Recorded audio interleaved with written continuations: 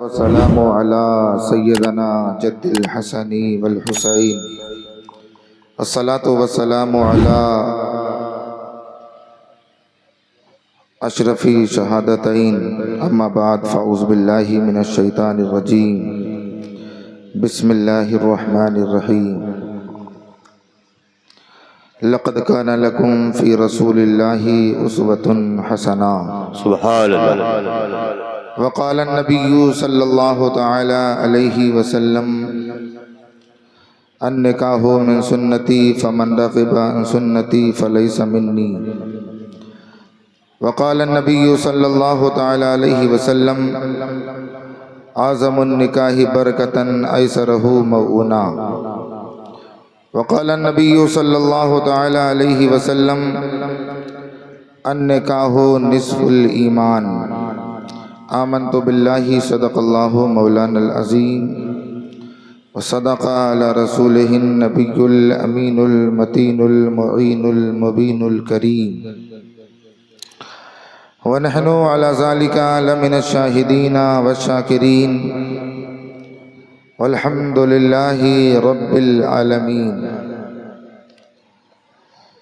غوث اعظم بمن بے سر و سامہ مدد قبلہ دی مدد کعبہ ایماں مدد بگردہ بے بلا افتادہ کشتی ضعیفانو شکستہ رات کشتی بحق خواجہ عثمان ہارونی. مدد کن یا معین الدین چشتی مدد کن یا معین الدین چشتی. قادری یمنا رہے یا غوث اعظم می زنم قادری یمنا رہے یا غوث اعظم می زنم دم د شیخ احمد رضا خان قطب عالم می زنم. واہ واہ. اور کام الطاف و کرم ہے نام شاہ عبداللطیف. کام الطاف و کرم ہے نام شاہ عبداللطیف. ہو عطا روحانیت کا جام شاہ عبداللطیف. آگے ہم اور آپ کو سننے اور سنانے سے قبل بہتر و مناسب یہ سمجھتا ہوں آقا انعامدار مدینے کے تاجدار لمبے لمبے ہاتھوں سے بھیک دینے والے آقا روح فدا جناب محمد رسول اللہ صلی اللہ علیہ وسلم کی بارگاہ پربہار میں درود پاک کا نذران محبت پیش کریں اور پڑھیں بآواز بلند. صلی اللہ علیہ نبی علیہ صلی اللہ علیہ وسلم علیہ سیدنا و مولانا محمد بارک وسلم صلاۃ و سلام علیک یا رسول اللہ صلی اللہ تعالی علیہ وسلم. اگر درود مبارکہ آپ کو یاد ہے تو ایک بار بآواز بلند پڑھ لیں. اللہم صلی علی سیدنا و مولانا محمد بارک وسلم صلاۃ و سلام علیک یا رسول اللہ صلی اللہ تعالی علیہ وسلم. دو شعر میں آپ کی بارگاہ میں پیش کر کے اپنے سفر کا آغاز کرتا ہوں.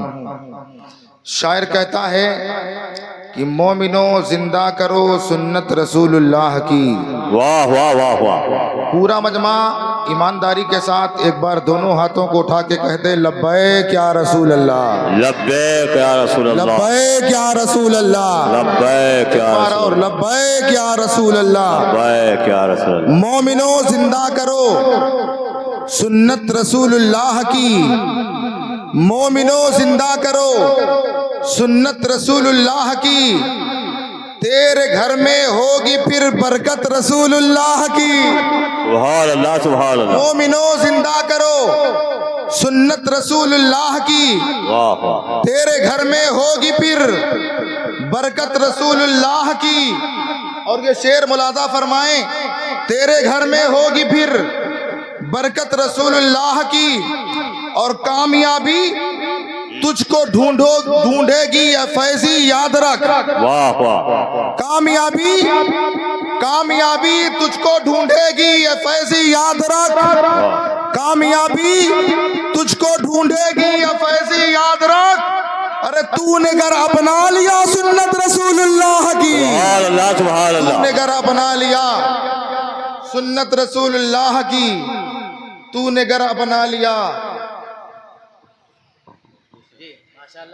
ماشاء اللہ. واہ واہ. تو نے گر اپنا لیا سنت رسول اللہ کی.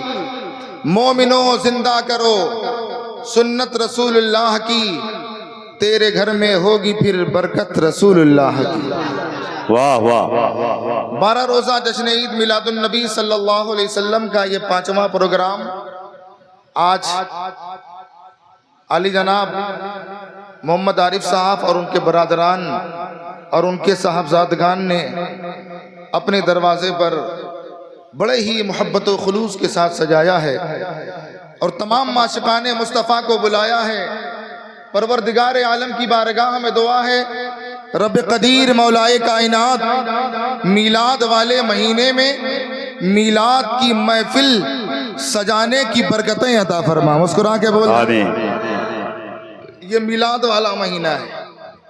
یوں تو میلاد ہم ہمیشہ کرتے ہیں، ہمیشہ میلاد کرتے ہیں، سنتے ہیں، لیکن خوش نصیبی اس مہینے میں یہ ہے کہ ہم میلاد والے مہینے میں میلاد کر رہے ہیں۔ واہ میلاد واہ والا مہینہ ہے، یہی وہ مہینہ ہے جس میں نبی کی میلاد ہوئی، اسی لیے ہم اس مہینے میں میلاد النبی کرتے ہیں۔ میلاد النبی کا مطلب ہوتا ہے یہ نبی کی آمد۔ جشن عید میلاد النبی کا مطلب ہو گیا میلاد النبی، یعنی نبی کے آمد کی خوشی ہم اور مہینوں میں مناتے ہیں، لیکن بہت خوش نصیب ہیں ہم کہ نبی کے میلاد والے مہینے میں میلاد بنا رہے ہیں۔ واہ واہ ماشاءاللہ یہ موضوع میرا نہیں ہے، انشاءاللہ الرحمن ولادت رسول اکرم صلی اللہ علیہ وسلم پر تبصرہ آخری دن انشاءاللہ الرحمن ضرور ہوگا۔ نبی کی ولادت کا ذکر ہوگا، نبی کب آئے، کیوں آئے، اور نبی کون ہیں، نبی کی برکتیں فضیلتیں کیا ہیں، انشاءاللہ الرحمن آخری پروگرام جو چوراہے کی سرزمین پر منعقد ہوگا انشاءاللہ الرحمن وہاں پر بیان کیا جائے گا۔ واہ آج میں صرف یہی دعا کرتا ہوں، پروردگار عالم اس محفل پاک کو سجانے میں جن جن لوگوں نے دام در میں قدم سخنے جس قدر بھی حصہ لیا، مولا ان کی حصہ داری کو قبول فرما۔ اگر کوئی آفتیں آنے والی ہیں مولا آفتوں کو دور فرما، اگر کوئی بلائیں ہیں مولا بلاؤں کو دور فرما، اگر بیماری ہے مولا اس محفل نور کے صدقے میں تمام بیماریوں کو دور فرما کر مولا شفائے کلی عطا فرما۔ آمین۔ آج میرا موضوع ہے رسم شادی شرعی اعتبار سے، یعنی شادی کس طریقے سے ہمیں کرنا چاہیے، مذہب اسلام کا طریقہ کیا ہے، مذہب اسلام کے قوانین کیا ہیں، مذہب اسلام میں پابندیاں کیا ہیں، کن باتوں پر چل کر اور کون سے راستے پر عمل کرتے ہوئے، نبی کی کون سی باتوں پر عمل کرتے ہوئے اپنے گھر کی ہم شادیاں کریں، انشاءاللہ الرحمن اپنے علم کے مطابق میں کچھ باتیں آپ تمامی حضرات کے سامنے پیش کرنے کی کوشش کروں گا۔ کچھ باتیں ہی پیش کی جا سکتی ہیں، آدھا پون گھنٹے میں، 1 گھنٹے میں ساری باتیں تو نہیں پیش کی جا سکتی، کچھ باتیں جو مجھے جانکاری ہے علم کے اعتبار سے انشاءاللہ میں بیان کرنے کی کوشش کروں گا۔ آؤ میں آپ کو آگے لے چلوں۔ اللہ تبارک و تعالی قرآن مقدس میں ارشاد فرماتا ہے، لقد کان لکم فی رسول اللہ اسوۃ حسنہ، میرے آقا صلی اللہ علیہ وسلم کے بارے میں پروردگار عالم نے ارشاد فرمایا، تحقیق کی رسول کائنات کی زندگی تمہارے لیے ایک بہترین نمونے عمل ہے، رسول کائنات کی زندگی تمہارے لیے ایک بہترین نمونہ ہے، رسول کائنات کا چلنا تمہارے لیے ایک بہترین چلنا ہوگا۔ اگر ہم اسی طریقے سے چلیں گے جس طریقے سے رسول چلے تھے، اسی طریقے سے گفتگو کریں گے جس طریقے سے رسول نے گفتگو کی ہے، جس طریقے سے اسی طریقے سے ہم اگر تجارت کریں گے جس طریقے سے رسول نے تجارت کیا ہے، جس طریقے سے رسول کائنات نے اپنی زندگی گزاری ہے، اسی طریقے سے اگر ہم زندگی گزارتے نظر آئیں گے، یا یوں کہیے جس طریقے سے رسول کائنات نے اپنی شادیاں کی ہیں، یا رسول کائنات کے صحابہ نے کی ہے، یا رسول کائنات کے تمام مقدس لوگوں نے کیا ہے، یقیناً اسی کے طور و طریقے پہ چل کر اگر ہم اپنے گھر کی شادیاں کرتے ہیں، پوری زندگی گزارتے ہیں، تو انشاءاللہ الرحمن ہماری دنیا بھی کامیاب ہوگی اور آخرت بھی کامیاب ہوتی نظر آئے گی۔ سبحان اللہ سبحان اللہ۔ گھر کی شادیاں ہمیں کیسے کرنی چاہیے؟ میں زیادہ بات ادھر ادھر کی نہ کر کے موضوع پہ بات کروں، اس لیے کہ وقت میرے پاس بہت تھوڑا ہے، وقت پر ختم بھی کرنا ہے پروگرام کو، 10:30 کا ٹائم ہے، 10:30 تک ختم ہو جانا چاہیے، اور کوشش یہی ہوتی ہے ہم لوگوں کی۔ تو ہمارے گھر کی شادیاں کیسی ہونی چاہیے؟ اول تو سب سے پہلے ہمیں یہ سمجھنا چاہیے کہ ہم شادی کیسی لڑکی سے کریں۔ پہلی بات تو یہ کہ وہ لڑکی کیسی ہونی چاہیے جس کو اپنے گھر کی ہم بہو بنا کے لا رہے ہیں، وہ لڑکی کیسی ہونی چاہیے؟ علماء کرام بیان فرماتے ہیں کہ 4 وجہوں پر لوگ اپنی شادیاں دیکھتے ہیں اور شادیوں کو فکس کرتے ہیں۔ 4 وجہیں، 4 چیزیں لوگ دیکھتے ہیں۔ 4 چیزوں میں پہلی چیز کیا ہے؟ لوگ سب سے پہلے اگر کوئی چیز دیکھتے ہیں تو خوبصورتی دیکھتے ہیں۔ خوبصورتی میٹر کرتی ہے ہم ایک وجہ خوبصورتی دیکھتے ہیں، اور جس خوبصورتی کو دیکھ کر ہم کسی لڑکی کو اپنے گھر کی بہو بنانے کی سوچتے ہیں، یہ پہلی وجہ۔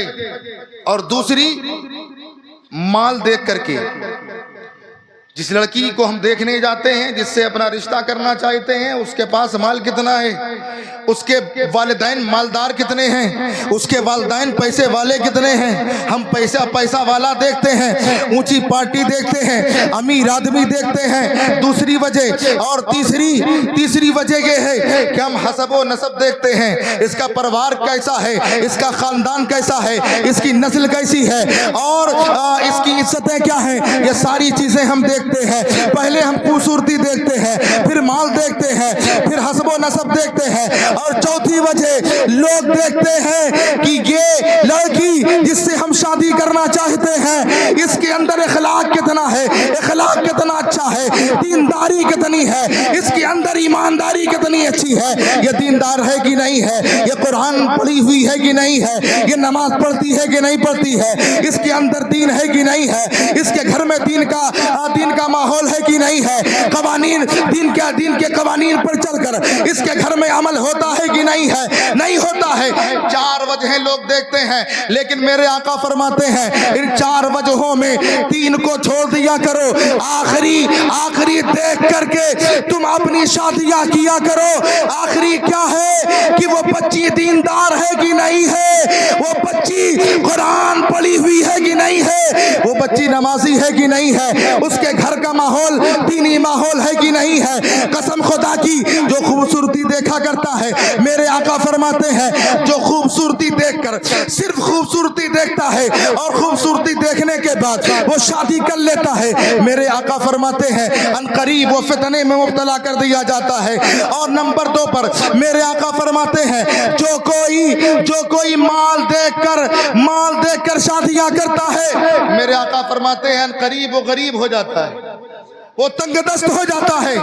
اور جو کوئی حسب و نسب دیکھ کر کرتا ہے، میرے آقا ارشاد فرماتے ہیں یہ 3 وجہیں مت دیکھا کرو، بلکہ آخری وجہ وہ لڑکی خوبصورت ہو نہ ہو، مالدار ہو نہ ہو، حسب و نسب اعلیٰ ہو نہ ہو، یہ دیکھو وہ بچی قرآن پڑھی ہے کہ نہیں ہے، دیندار ہے کہ نہیں ہے، اس کے گھر کا ماحول اچھا ہے کہ نہیں ہے۔ میرے آقا فرماتے ہیں اگر تم دینداری دیکھ کر شادیاں کرو گے تو انشاءاللہ الرحمن دینداری کی وجہ سے اللہ تمہیں خوبصورتی بھی عطا کرے گا، اللہ مال بھی عطا کرے گا، اور اللہ تعالیٰ تمہیں حسب و نسب والا بھی بناتا نظر آئے گا۔ سبحان اللہ۔ نعرہ تکبیر، نعرہ تکبیر، نعرہ رسالت، جشن ولادت رحمت عالم، جشن ولادت رحمت عالم، نعرہ تکبیر، نعرہ رسالت، سبحان اللہ۔ ہمیں خوبصورتی نہیں، ہمیں دینداری دیکھنی چاہیے۔ اس کا بہت بڑا فائدہ آپ کو آگے چل کے ملے گا۔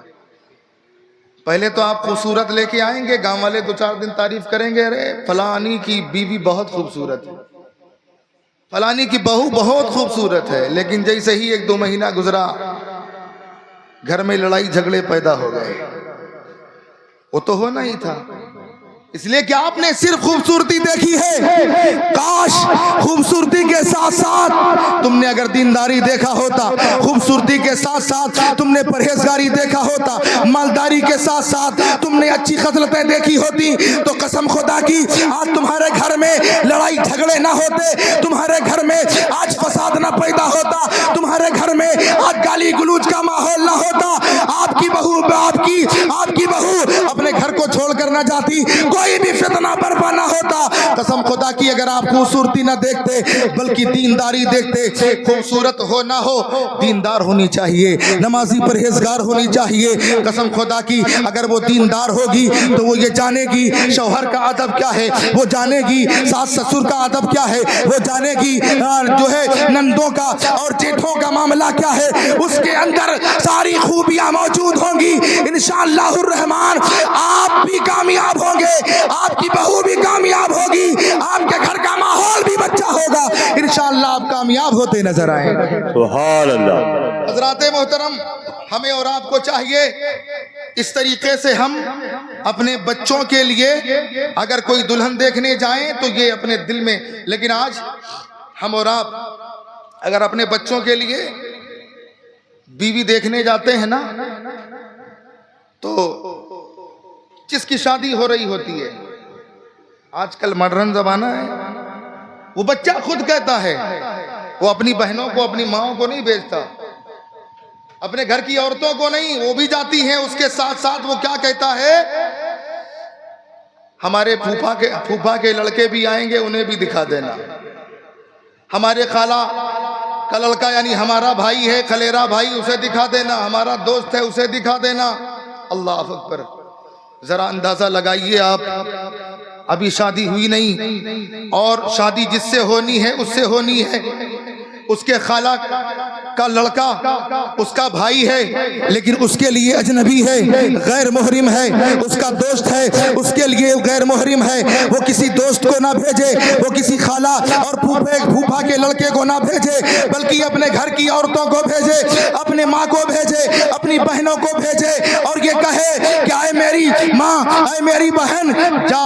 لیکن آج ہوتا یہ ہے اگر ہم اپنی ماں اور بہنوں کو بھی بھیجتے ہیں تو معاملہ یہ ہوتا ہے ہم کہلا کر بھیجتے ہیں، ذرا جا کے دیکھنا وہ خوبصورت ہے کہ نہیں ہے، ذرا یہ دیکھنا اس کی چال ناگن جیسی ہے کہ نہیں ہے، اس کی آنکھیں ناگن جیسی ہے کہ نہیں ہے، اس کی زلفیں شاندار ہے کہ نہیں ہے، اس کا چلنا اچھا ہے کہ نہیں ہے، اس کا بولنا اچھا ہے کہ نہیں ہے، اس کی ادائیں اچھی ہے کہ نہیں ہے، یہ ہم بتا کر کے اپنے گھر والوں کو بھیجتے ہیں، جا کے دیکھاؤ۔ یقیناً ماں اور بہنیں جاتی ہیں وہ وہی دیکھتی ہیں اس کی آنکھیں کیسی ہیں، اس کی زلفیں کیسی ہیں، اس کا ہاتھ کیسا ہے، اس کا چہرہ کیسا ہے، یہ ساری چیزیں دیکھ لیتی ہے اور دیکھنے کے بعد آ جاتی ہے، شادی ہو جاتی ہے۔ جب شادی ہو جاتی ہے کچھ دنوں کے بعد وہ ناگن جیسی چال والی لائے تھے تو آج وہ ناگن کی طرح دستی نظر آ رہی ہے، اس لیے کہ جب ناگن جیسی چال والی لاؤ گے تو ناگن ہی کی طرح تو ڈسے گی۔ کیا ہی اچھا ہوتا جب آپ اپنی ماں کو اپنی بہنوں کو بھیجتے تو یہ کہہ کر کے بھیجتے، اے میری ماں جا کر دیکھنا اگر وہ چل رہی ہے تو یہ بھی دیکھنا اس کے چلنے سے حیا معلوم ہوتی ہے کہ نہیں ہوتی ہے، اے میری ماں وہ یہ دیکھنا اگر وہ بولتی ہے تو بولنے سے قرآن پاک کی خوشبو آ رہی کہ نہیں آ رہی ہے، اے میری ماں اگر اس کے چہرے کو دیکھنا تو یہ بھی دیکھنا اس کے سر پر ردا ہے کہ نہیں ہے، اس کے سر پہ چادر ہے کہ نہیں ہے۔ قسم خدا کی جب آپ یہ کہلا کر کے بھیجتے تو وہ بیٹی کسی کی جب تمہاری بیوی بن کر آتی تو قسم خدا کی وہ بہن اس کی قدم تیرے گھر میں بعد میں آتے، مدینے والے کی رحمتیں تیرے گھر میں پہلے ہی آ جاتی۔ واہ واہ واہ واہ، سبحان اللہ سبحان اللہ، ماشاء اللہ، واہ واہ۔ آپ یقیناً شادی کریں، اپنے بچوں کی شادی کریں تو دیندار دیکھیں، واہ واہ، خوبصورت نہ دیکھیں، اس لیے کہ ہمیں زندگی گزارنی ہے اس کے ساتھ، ہمیں نمائش نہیں کرانی ہے، اسے اپنے گھر میں ہمیں رکھنا ہے، اپنے حساب سے ہمیں رکھنا ہے۔ تو جو دیندار ہوگی نا وہ آپ کے حساب سے کام کرے گی، بہت آپ جو کہیں گے اس پر عمل کرے گی۔ جو دیندار ہوگی وہ ساری چیزوں کو سمجھتی اور دیکھتی نظر آئے گی، لیکن جو صرف خوبصورت ہوگی تو وہ تو اپنی خوبصورتی میں مگن رہے گی نا، کیا وہ آپ کی باتیں نہیں سنے گی۔ تو میرے بھائی ان تمام باتوں کا آپ خیال کریں۔ اور نکاح یقیناً ہم اور آپ سوچتے ہیں کہ نکاح انسانی خواہشات کی تکمیل کے لیے ہے۔ نکاح صرف انسانی خواہشات کی تکمیل کے لیے نہیں ہوتا، بلکہ میرے آقا ارشاد فرماتے ہیں النکاح من سنتی فمن رغب عن سنتی فلیس منی۔ میرے آقا فرماتے ہیں نکاح کرنا میری سنت ہے، اور جس نے میری سنت سے انحراف کیا وہ مجھ میں سے نہیں ہے۔ دوسری جگہ میرے آقا فرماتے ہیں النکاح نصف الایمان، نکاح آدھا ایمان ہے۔ یقیناً نکاح صرف انسانی خواہشات کی تکمیل کا نام نہیں ہے، بلکہ نکاح ایک عبادت ہے، اور جو چیز نبی کی سنت ہے، جو چیز نبی کی سنت بنے وہ عبادت ہی میں تو شمار کیا جائے گا، اس سے رحمتوں برکتیں نکلتی نظر آتی ہیں۔ نکاح کیا ہے؟ نبی کی پیاری سنت ہے۔ نکاح کیا ہے؟ آقا کائنات صلی اللہ علیہ وسلم کی سنت ہے۔ اور نکاح سے میرے آقا فرماتے ہیں نکاح آدھا ایمان ہے۔ تو پتہ یہ چلا جب نکاح کوئی کیا کرتا ہے تو اس کی پرہیزگاری مکمل ہو جایا کرتی ہے، نکاح جو کر لیا کرتا ہے اس کا ایمان مکمل ہو جایا کرتا ہے۔ تو اس سے یہ پتا چلا جب تک وہ کوئی نکاح نہیں کرتا اس وقت تک اس کی پرہیزگاری مکمل نہیں ہوتی، جب تک کوئی نکاح نہیں کیا کرتا اس وقت تک اس کا ایمان کامل نہیں ہوا کرتا، جب تک وہ نکاح نہیں کیا کرتا، جب تک وہ نکاح جیسی عبادت پر عمل نہیں کیا کرتا، میرے آقا فرماتے ہیں اس کا ایمان مکمل نہیں ہوا کرتا، اس کی پرہیزگاری مکمل نہیں ہوا کرتی۔ آؤ میں آپ کو ایک بات پیش کروں۔ حضرت عبداللہ ابن مسعود رضی اللہ تعالیٰ عنہ ارشاد فرماتے ہیں، وہ بیان فرماتے ہیں کہ میری زندگی کے اگر 10 دن بھی باقی رہیں، کتنے دن؟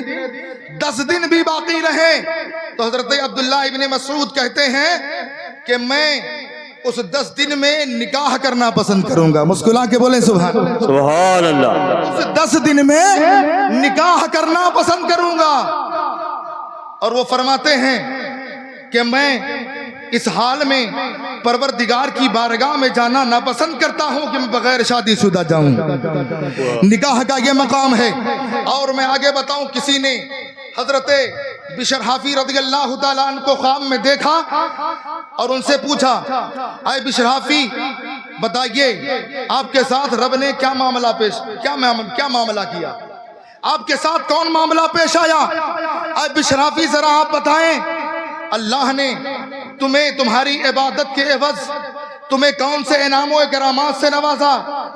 حضرت بشر حافی رضی اللہ تعالیٰ عنہ بیان فرماتے ہیں کہ اللہ تبارک و تعالیٰ نے مجھے جنت عطا فرمایا۔ کہتے ہیں سبحان اللہ۔ اللہ نے مجھے جنت میں جگہ عطا فرمایا رب نے، اور جنت کے محلات اور باغات سے بھی نوازا ہے۔ تمام چیزیں اللہ نے ہمیں جنت میں عطا کی ہیں، لیکن حضرت بشر حافی رضی اللہ تعالیٰ عنہ فرماتے ہیں کہ ہم کو اللہ نے عبادت کا صلہ بہت ساری چیزیں دے کر کے اللہ نے عطا فرمایا ہے، عبادت کا صلہ دیا ہے، لیکن حضرت بشر حافی کہتے ہیں کہ مجھے اللہ نے شادی شدہ والوں کے مقام پر فائز نہیں فرمایا۔ جنہوں نے نکاح کیا ہے ان کے رتبے کے علاوہ اللہ نے تمام رتبے اللہ نے ہمیں دیے ہیں، سوائے نکاح کرنے والوں کو جو رتبہ اللہ نے عطا کیا ہے اس رتبے کے، باقی تمام رتبے اللہ نے ہمیں عطا فرمائے ہیں۔ تو پتہ یہ چلا کہ نکاح کرنا انسانی خواہشات کی تکمیل ہی کے لیے نہیں ہے نکاح، بلکہ رب کائنات کی عبادت بھی ہے نکاح۔ نکاح اگر ہم کر لیا کرتے ہیں تو ہمارا ایمان مکمل ہو جایا کرتا ہے۔ نبی کی بارگاہ میں نبی کے پیارے صحابہ یا رسول اللہ صلی اللہ تعالی علیہ وسلم، آخر آدھا ایمان نکاح کیسے ہے اور آدھا ایمان اے میرے مولا اس کو آدھا ایمان کیسے ملتا ہے اور آدھا ایمان نکاح کیسے ہوا؟ میرے آقا ارشاد فرماتے ہیں اے میرے صحابی سنو، جب انسان پیدا ہوتا ہے، پیدا ہونے کے بعد جب وہ ہوش سنبھالتا ہے، جب وہ کچھ سمجھنے کے قابل ہو جاتا ہے، چلنے پھرنے کے قابل ہو جاتا ہے، بولنے کے قابل ہو جاتا ہے، سمجھنے کے قابل ہو جاتا ہے، تو اسے معلوم ہوتا ہے کہ نماز بھی ہمیں پڑھنی ہے، نماز ہمارے لیے عبادت ہے، روزہ ہمارے لیے عبادت ہے، اور اسلام نے یہ طریقے ہمیں بتائے ہیں، ان طریقوں پر چل کر ہمیں زندگی بسر کرنا چاہیے۔ اللہ کے رسول فرماتے ہیں جب انسان پیدا ہوتا ہے ان تمام چیزوں پر عمل کر لیتا ہے، رب کو پہچان لیتا ہے، رب کے پیارے رسول کو جان لیتا ہے، مذہب اسلام کے بارے میں جان لیتا ہے، میرے آقا فرماتے ہیں تو وہ آدھے ایمان میں داخل ہو جاتا ہے۔ اور اے میرے صحابی، جب وہ جوانی کی منزل پر قدم رکھتا ہے، جوانی کی دہلیز پہ قدم رکھتا ہے، اور جب وہ نکاح کر لیا کرتا ہے، شادی کر لیا کرتا ہے، تو میرے آقا فرماتے ہیں وہ مکمل ایمان میں داخل ہو جایا کرتا ہے، واہ واہ واہ، سبحان اللہ، مکمل ایمان میں داخل ہو جایا کرتا ہے۔ حضرات محترم، پہلے کی امتوں میں بھی شادیاں ہوتی تھیں، نکاح ہوا کرتے تھے، اور ان امتوں میں جو نبی ہوا کرتے تھے ان کی سنت ہوا کرتی تھی۔ پہلے کی امت میں ایک بہت بڑا عابد، بہت بڑا عبادت گزار، جس نے اپنی عبادت و ریاضت کے بنا پر، بندگی کے بنا پر، نوافل کی بنا پر، عبادات کی بنا پر وہ باقی تمام امتوں پر فوقیت حاصل کر لیتا ہے، اور کتابوں میں لکھا ہے کہ اللہ تبارک و تعالی اسے ولایت کے مقام پر بھی فائز کر دیتا ہے، اور یہیں تک نہیں بلکہ اس وقت کے بڑے بڑے بزرگوں میں اس کا شمار ہونے لگتا ہے۔ اللہ اکبر! جب اس وقت کے نبی علیہ السلام کی بارگاہ میں جب اس شخص کے بارے میں باتیں ہوئی، ایک عابد نے باتیں کی، تو اس وقت کے نبی علیہ السلام نے کہا تھا کہ اس نے بہت بڑی عبادت کی ہے، بہت بڑے مقام پر فائز ہوا ہے، اس نے بہت بڑی عبادت و بندگی کی ہے، اس نے عبادت و بندگی کی بنیاد پر وہ تمام امتوں پر فوقیت حاصل کر چکا ہے۔ لیکن اس وقت کے نبی علیہ السلام فرماتے ہیں کہ اس نے ایک کام اور نہیں کیا، اگر وہ ایک کام کر لیتا تو آج تمام اولیاء کا سردار ہو جاتا۔ مسکرا کے بولے سبحان اللہ، اگر وہ ایک کام کر لیتا تو اولیاء کا تاجدار ہو جاتا۔ جب یہ باتیں اس متقی پرہیزگار کی بارگاہ تک پہنچی تو انہیں بہت افسوس ہوا کہ آخر وہ کون سا کام ہے جو میں نے نہیں کیا، مجھ سے چھوٹ رہا ہے، فراموش ہو رہا ہے، جس کی وجہ سے میرے مقام میں میرا مقام ابھی بلند نہیں ہوا ہے۔ وہ نبی علیہ السلام کی بارگاہ میں پہنچے، اور پہنچنے کے بعد عرض کرتے ہیں اے اللہ کے نبی، آپ نے ایسی ایسی باتیں میرے حوالے سے فرمائی ہیں۔ اللہ کے نبی نے کہا تھا ہاں وہ باتیں میں نے ضرور کی ہیں۔ انہوں نے پوچھنا چاہا اے اللہ کے نبی، آخر وہ کون سی بات ہے، آخر وہ کون سا عمل ہے، آخر وہ کون سا کام ہے جو مجھ سے چھوٹ گیا ہے، جس کی بنیاد پر آج ہمارے مقام میں بڑھوتری نہیں ہو رہی ہے، یعنی ہمارا مقام اتنا بلند نہیں ہے جتنا ہونا چاہیے۔ تو نبی علیہ السلام نے کہا تھا وہ کام ہے جو تم نے نہیں کیا ہے، تمہاری زندگی میں نہیں ہوئی ہے۔ انہوں نے کہا وہ کون سی چیز ہے؟ اللہ کے نبی نے کہا تھا وہ نکاح ہے جو تم نے نہیں کیا ہے، وہ نکاح ہے جو تم نے نہیں کیا ہے۔ نکاح تم سے چھوٹ رہا ہے، اس وجہ سے تمہارے مقام میں کمی ہے۔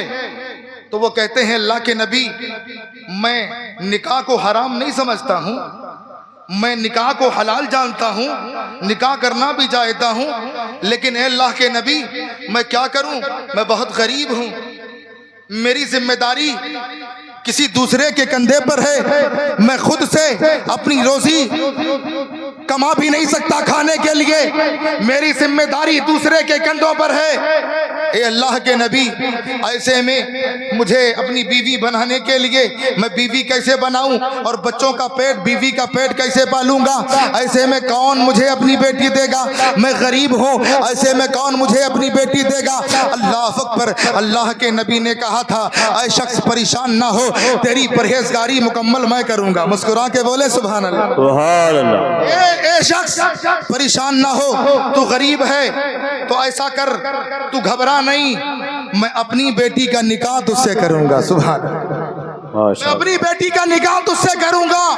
अल्लाह के नबी ने उससे अपनी बेटी का निकाह कर दिया और निकाह करने के बाद दुनिया वालों को मुखातब कर दिया, ऐ लोगों सुनो सुनो, इबादत चाहे जितनी बड़ी कर लो, नमाजें चाहे जितनी बड़ी पढ़ लो, रोजे चाहे जितने रख लो, अच्छे काम चाहे जितने कर लो, बल्कि तुम्हारी परहेजगारी मुकम्मल नहीं हो सकती जब तक तुम निकाह नहीं करते। अल्लाह के नबी ने अपनी बेटी से निकाह करके उस मुत्तकी परहेजगार से दुनिया वालों को पैगाम दे दिया है, ऐ दुनिया वालों, नमाज के वक्त में नमाजें पढ़ो, इबादत के वक्त में इबादतें करो, लेकिन जिंदगी में निकाह भी जरूरी है, इसलिए कि निकाह इबादत है। ईमान को मुकम्मल करने के लिए, परहेजगारी को मुकम्मल करने के लिए निकाह का होना जरूरी है। ये अल्लाह के नबी ने दुनिया वालों को पैगाम दिया है। सुभान अल्लाह, सुभान अल्लाह। और आपको चाहिए कि हम निकाह करें। आज हम ये सोचते हैं कि हमारा बच्चा अभी उस काबिल नहीं हुआ, हमारा बच्चा अभी कमाने के काबिल नहीं हुआ, हमारा बच्चा कमा नहीं रहा है, इसलिए अपने बच्चे की हम शादी नहीं करते। बेटा हो या बेटी, हम और आप ये सोचते हैं कि पैसा आ जाए तब शादी करें। आप जान लें, अगर बच्चा आपकी वजह से, इसलिए कि जिम्मेदारी आपकी है, आप माँ बाप हैं, आपकी जिम्मेदारी है अपने बच्चों का निकाह, अपने बच्चों का अक्द आप तमामी हजरात वक्त पर कर दिया करें, वरना अगर उनके कदम डगमगाएंगे, उनकी निगाहें गड़बड़ होंगी, उनकी निगाहें इधर उधर जाएंगी, वो गलत रास्ते पर अपने कदम को रखते नजर आएंगे, तो ये जान लीजिए जितने गुनहगार वो होते हैं उतने ही गुनहगार माँ बाप भी होते नजर आएंगे। इसलिए कि माँ बाप की जिम्मेदारी थी, माँ बाप ने अपनी जिम्मेदारी को निभाया नहीं है। बच्चा थोड़ा कमा रहा हो, ज्यादा कमा रहा हो, आप बच्चे की शादियां कर दें, बच्चे का निकाह कर दें, बच्चे की शादियां कर दें, वरना आप जान सकते हैं कि बच्चा अगर गुनाह कर रहा है तो आप भी गुनाह के भागीदार हो जाएंगे। बच्चा अगर गलत रास्ते पे जा रहा है तो आप भी उसके जिम्मेदार होते नजर आएंगे। इसलिए आपसे मैं गुजारिश करता हूं, शादी आप करें, लेकिन एक चीज का ध्यान रखते हुए, आप खुद अगर आपका बेटा है तो आप अपने इतने बड़े मुंह को ना फैलाएं। आज का मामला क्या है, शादी की रस्में, हम और आप अपने शादी के रस्मों में ऐसी ऐसी बातों को हमने डाल दिया है कि मजहब इस्लाम से उसका कोई ताल्लुक नहीं है। हजरात मोहतरम, हम शादी करने के लिए चलते हैं, अगर कहीं से रिश्ता आ जाता है तो हम 10 लोग 15 लोग इकट्ठा होकर जाते हैं। ये क्या तरीका है? एक बेटी के घर, बेटी वाले के घर हम 15 आदमी 20 आदमी, अभी कोई बात तय नहीं हुई, सिर्फ रिश्ते की बात चली है, अभी रिश्ता तय भी नहीं हुआ है, 15 लोगों को जाने की क्या जरूरत है? आप 15 लोग गए, बेटी वाले ने 15 लोगों का इंतजाम किया, और इंतजाम करने में 2 4 5 10 हजार लगे होंगे कि नहीं लगे होंगे, इसका आप ख्याल रखें। अगर आपको मालूम हो कि कहीं पर किसी की बेटी है तो आप अकेले आप 1-2 आदमी जाकर के देख आएं, और उससे ये भी कहते हैं कि खाना बनाने की जरूरत नहीं है, अभी हम आ रहे हैं, परेशान होने की जरूरत नहीं है, हम बेटी को देखेंगे, बेटी अगर हमें अच्छी लगी, आपकी बेटी अच्छी लगी, आपकी बेटी में दीनदारी है। आज हम और आप जाते हैं, 15 लोग जाते हैं, 20 लोग, और वहां जाने के बाद हम सबसे पहले क्या पूछते हैं मालूम है? हमारी बेटी के बारे में क्या पूछते हैं लोग सबसे पहले? तुम्हारी बेटी के अंदर कुछ हुनर है कि नहीं है? तुम्हारी बेटी ने इंग्लिश मीडियम कितना पढ़ा है, सिलाई बुनाई कटाई जानती है कि नहीं जानती है? हम ये सब पूछ लेते हैं, लेकिन हम ये पूछना भूल जाते हैं कि तुम्हारी बेटी ने कुरान पढ़ा है कि नहीं पढ़ा। हम ये पूछना भूल जाते हैं। हमें तो धनो दौलत चाहिए, हमें रुपया पैसा चाहिए, हमें तो हमारी नजर तो उनके जेब में होती है, उनके महल्लात पर होती है, उनके मकानात पर होती है, उनके बागात पर होती है, खेत खलियान पर होती है कि ये अमीर है कि नहीं है, अमीर कबीर है कि नहीं है। हजरात आप ये सब न देखें, आप ये देखें बेटी कुरान पढ़ी है कि नहीं है, बेटी दीनदार है कि नहीं है, बेटी नमाजी है कि नहीं है। आप जाएं, एक दो आदमी जाएं, जाने के बाद रिश्ता पक्का करके आ जाएं। और आज होता ये है कि मंगनी हो गई, आज मंगनी में हम पूरे शादी जैसा खर्च करते हैं। ये सारी बीमारी हमारे दरमियान राइज है, जबकि जितना हम मंगनी में खर्चा करते हैं ना, उतने में हमारे घर की शादियां हो जाएंगी। शादियों के लिए क्या जरूरी है आप जानते हैं? शादियों के लिए सिर्फ कुछ बातें जरूरी हैं, उसी पर चलकर हमारे घर की शादियां हो जाएंगी। आप जानते हैं, आप बारात लेके जाते हैं 100, 150, 500, किसी लड़की के यहाँ लाके डाल देते हैं 100, 200 बारातियों को, और उसके बाद निकाह होता है। निकाह में क्या होता है जानते हैं?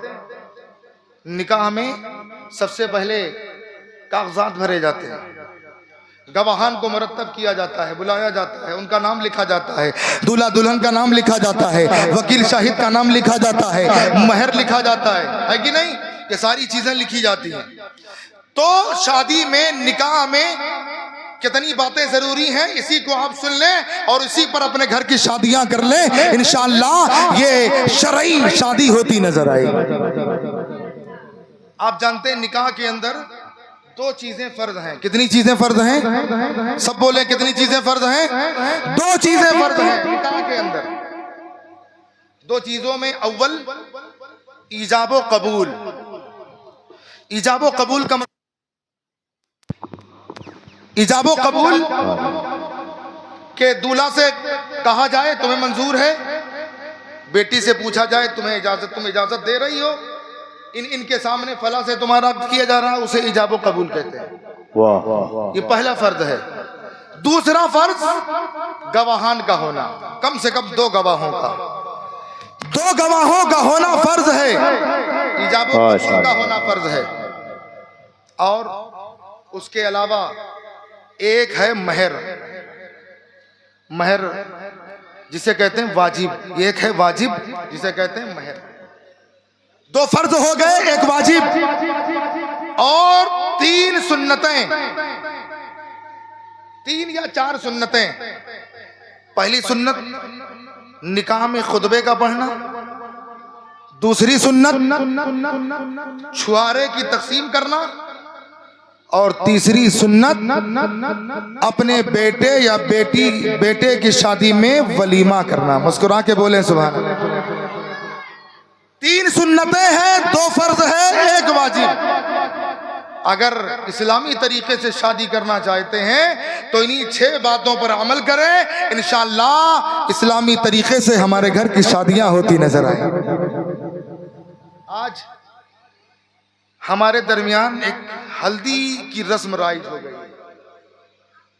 हम उलमाए कराम ने मिलकर बैंड बाजा बंद करवाया, डीजे बंद करवाया, तो आज हल्दी ने जगह ले लिया है अपनी।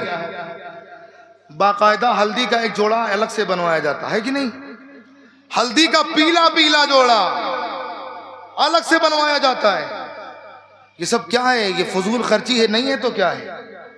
आकाए करीम ने फरमाया अपने घर की शादियों को आसान बनाओ ताकि ज़ना दुश्वार हो जाए, लेकिन हमने तो अपने घर की शादियों को दुश्वार बना दिया है। हमारे घर की शादियां इतनी महंगी हो गई हैं, 10 लाख 20 लाख की शादियां हो रही हैं। कसम खुदा की गरीब परेशान है, गरीब के पास पैसा नहीं है, अपने घर की शादियां कैसे करे? गरीब के पास रुपया नहीं है, अपने बेटी के हाथ कैसे पीले करे? अपनी बेटी के चेहरे पर सेहरा कैसे बांधे? अपनी बेटी को अपने घर से रुखसत कैसे करे? इसलिए कि आज हम अमीरों ने اپنے گھر کی شادیوں کو مہنگا کر دیا ہے. قسم خدا کی یہ رسول کائنات کا فرمان عالی شان ہے. اپنے گھر کی شادیوں کو آسان بنا دو تاکہ زنا دشوار ہو جائے. انشاءاللہ جب ہمارے گھر کی شادیاں ہوں گی تو تمام برائیاں دور ہوتی نظر آئیں گی. سبحان اللہ سبحان اللہ. آخری بات جو اہم بات میں آپ کے سامنے کرنے والا ہوں مہر کے حوالے سے. واہ آج بارات آتی ہے، حافظ شعیب صاحب قبلہ، مولانا فخر الدین صاحب قبلہ، یہ سارے علماء کرام نکاح پڑھانے جاتے ہیں نا، تو وہاں مہر کے بارے میں بڑا حجت، بڑا تکرار. کوئی کہتا اتنا ہونا چاہیے، کوئی کہتا اتنا ہونا چاہیے، کوئی کہتا اتنا ہونا چاہیے. واہ اور بعض لوگ تو یہ کہتے ہیں کہ مہر فاطمی باندھ دو، لیکن ان کو پتہ ہی نہیں کہ مہر فاطمی کتنا ہے. مہر فاطمی اگر دو گے نا تمہاری حالت خراب ہو جائے گی. واہ. تم 5,000 7,000 11,000 تو نہیں دے پاتے، مہر فاطمی کہاں دو گے؟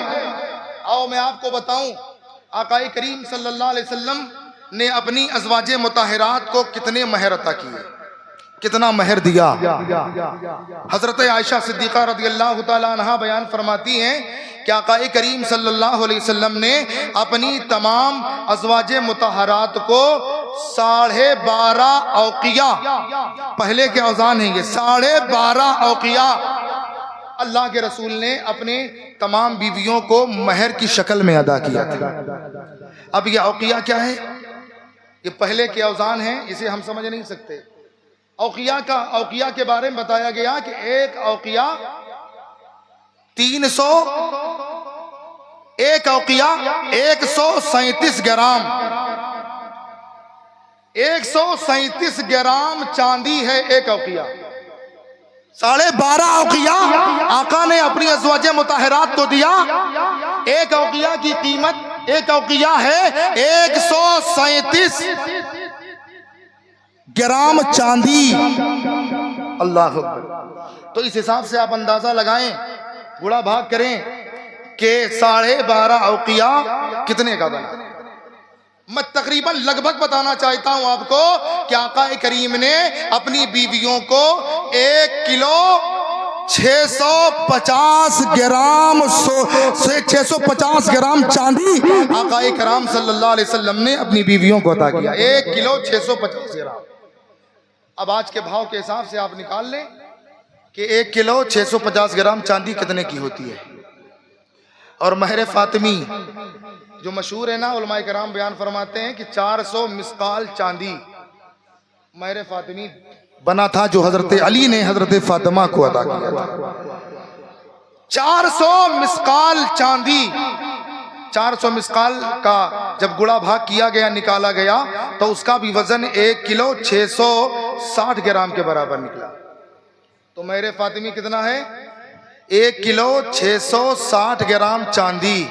اب اگر کوئی مہر فاطمی بنانا چاہتا ہے تو 1 کلو 660 گرام چاندی کے برابر پیسہ نکالے اور مہر اپنی بیوی کو ادا کرے. تو یہ مہر فاطمی ہے. آقا کریم نے کتنا مہر ادا کیا؟ 1 کلو 650 گرام. حضرت علی نے حضرت فاطمہ کو 1 کلو 660 گرام 60 گرام چاندی. اور ایک سوال کیا گیا علماء کرام کی بارگاہ میں کہ آپ یہ بتائیں کہ دور حاضر میں سب سے کم مہر کتنا ہونا چاہیے؟ توجہ آپ کی ہے، سب سے کم مہر کتنی ہونی چاہیے؟ تو بتایا گیا کہ دور حاضر میں سب سے کم آپ جان سکتے ہیں جو سب سے بڑا غریب ہو. سب سے کم کا مطلب سب سے بڑا جو غریب ہے، اس سے بڑا غریب کوئی نہ ہو. سب سے کم بتایا گیا، علماء کرام نے بتایا کہ 10 درہم ہے. کتنا ہے؟ 10 درہم. اور 1 درہم بتایا گیا کہ 1 درہم 1 درہم کا وزن ہوتا ہے. 1 درہم 3 گرام چاندی کے برابر ہے. 1 درہم کیا ہے؟ 3 گرام چاندی کے برابر. اس کے حساب سے کتنا ہوا؟ آج کے حساب سے مہر ادا کیا گیا یا ادا کیا جائے یعنی 32 گرام چاندی کچھ ملی گرام، 32 گرام یا کچھ ملی گرام چاندی آپ اس دور میں سب سے کم مہر ادا کریں. یہ اس کے لیے ہے جو غریب ہو، مفلس ہو، نادار ہو، جو ادا نہیں کرتا सकता। یہ اس کے لیے ہے۔ اگر اس حساب سے آج کا بھاؤ آپ نکالیں گے، آج میں نے گوگل میں سرچ کیا تھا، میں نے دیکھا تھا کہ 1 گرام چاندی کتنے کی ہے، تو تقریباً 129 یا 30 روپے کی ہے۔